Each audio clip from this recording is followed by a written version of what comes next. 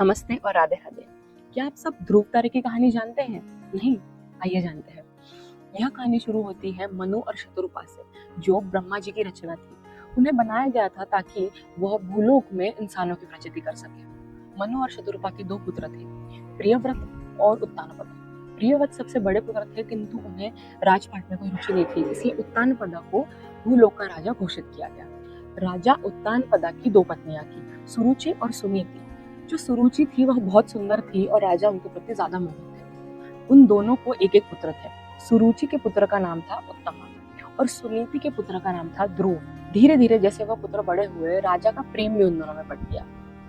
जो सुरुचि के पुत्र थे उत्तमा, उससे राजा ज्यादा प्रेम करते थे, और जो सुनीति के पुत्र थे ध्रुव, उनसे राजा कम प्रेम करते थे। एक दिन क्या हुआ, ध्रुव को अपने पिता का प्रेम चाहिए था, इसलिए वह स्नेह से अपने पिता के गोदी में बैठने जा रहे थे। उतने में सुरुचि आई और उन्होंने कहा कि तुम्हारी नजर इनके राज सिंहासन पर है और वो तुम्हें कभी मिल नहीं सकता, क्योंकि तुम उसके लिए बिल्कुल भी काबिल नहीं।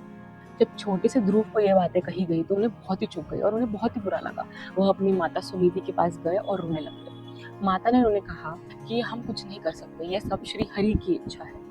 तब ध्रुव ने उन्हें कहा कि श्री हरि की इच्छा मतलब श्री हरि को जो भी प्रसन्न करेगा उसे सारी खुशियां मिलेंगी। तो माता ने कहा अवश्य। तो ध्रुव ने कहा कि मुझे इसी जन्म में विष्णु जी को प्रसन्न करना है। तो माता ने उनसे कहा कि लोगों को जन्म जन्म लग जाते हैं श्री हरि को प्रसन्न करने के लिए, लेकिन ध्रुव ने कहा कि मैं इसी जन्म में श्री हरि को प्रसन्न करके दिखाऊंगा। ध्रुव ने अपने राजमहल का त्याग कर दिया और श्री हरि को प्रसन्न करने के लिए निकल पड़े। बहुत दिन हो गए, उन्होंने ध्यान किया श्री हरि पे, किंतु कुछ भी नहीं हुआ। कुछ दिनों बाद नारद मुनि वहां आए।